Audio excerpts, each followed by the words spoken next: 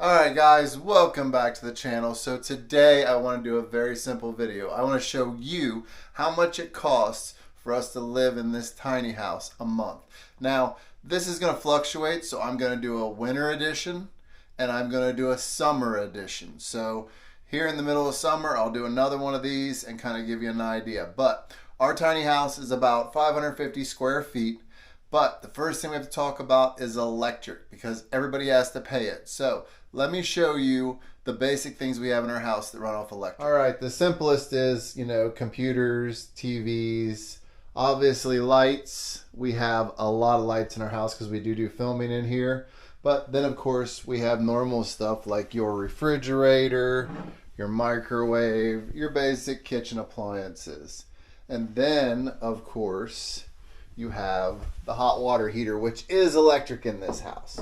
Now, this guy's pretty small and we keep it turned down to where it's still hot, but you're only going to get about a 5 to 7 minute shower out of it, and then it'll need to reset and heat back up. This is 110, so it's not real fast, not super efficient, but it does work. Okay, the other uses of electric is pumping our water. So our little pump there runs off 110.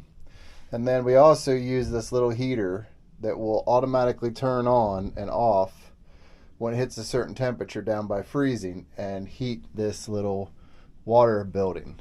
Now, not the most efficient, definitely needs some more insulation. In the long run, I'd like to devise a better system. But for now, that is pretty much the electric usage in our house. Now, unfortunately, the new electric bill hasn't come in yet. It literally is getting read today. So I went up and checked the meter base, and the usage matches up almost exactly with last month. So we're going to go with last month's total, which was just under $100. Not bad, $100 a month. Obviously, that'll go up in the summer some if we're home a lot during the day where you need to use air conditioning. But I think when you average it over the year, I think you're going to have a nice mix at just over $100 a month. So next is heating, and we do use a wood burner. Now we did a test this year and just bought the blocks from our local sawmill. It was like $30, $35 per bin here, which is a third of a cord.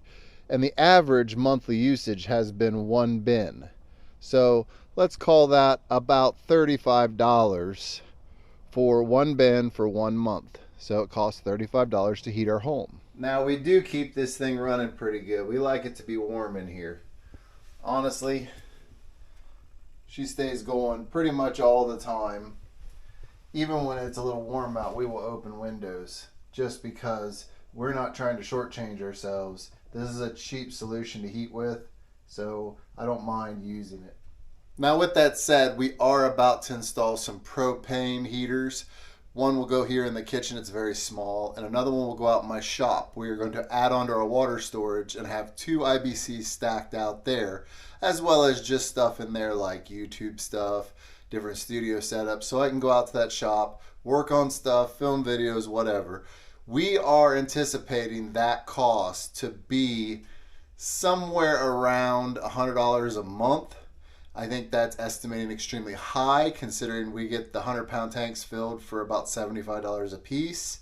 Obviously prices can go up, but that is not a year-round cost.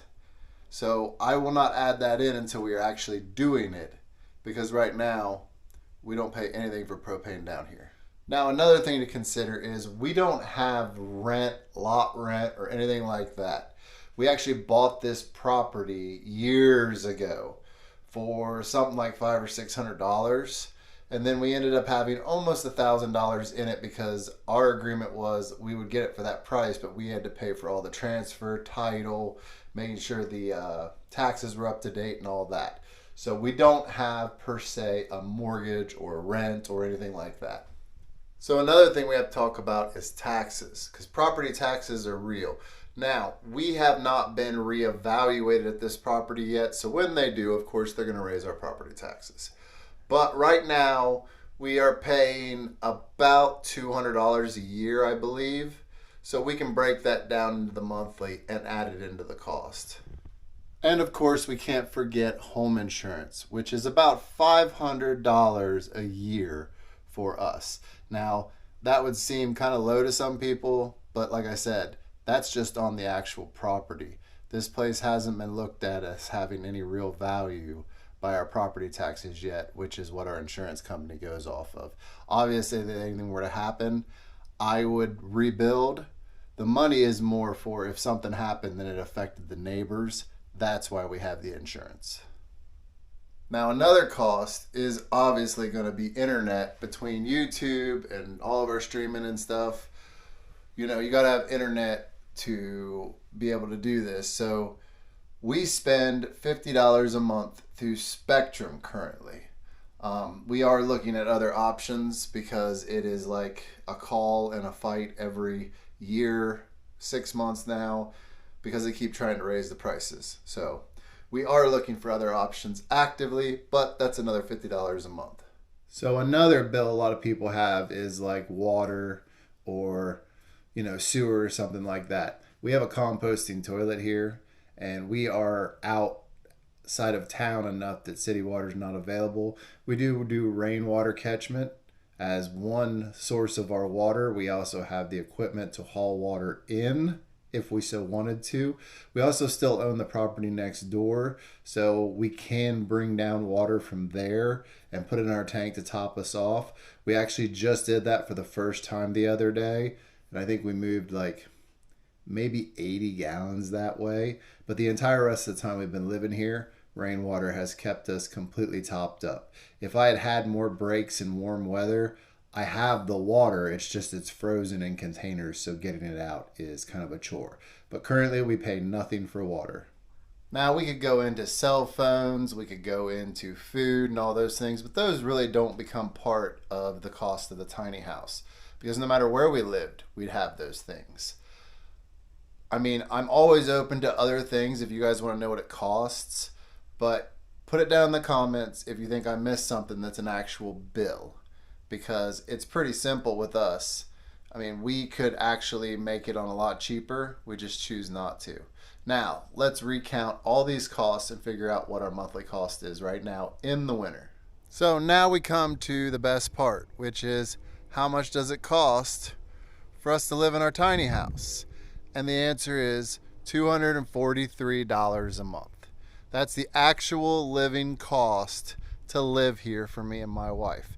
Now, those costs are going to go up as time goes on. We've already discussed some of them, but I will say the one thing we didn't add into this that I think you all should go check out is Visible Wireless.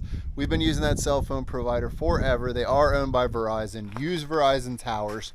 $25 a month for their basic plan is what we use, and it comes with unlimited data, truly unlimited, not some stuff like we throttle you after 30 gig, and unlimited hotspot.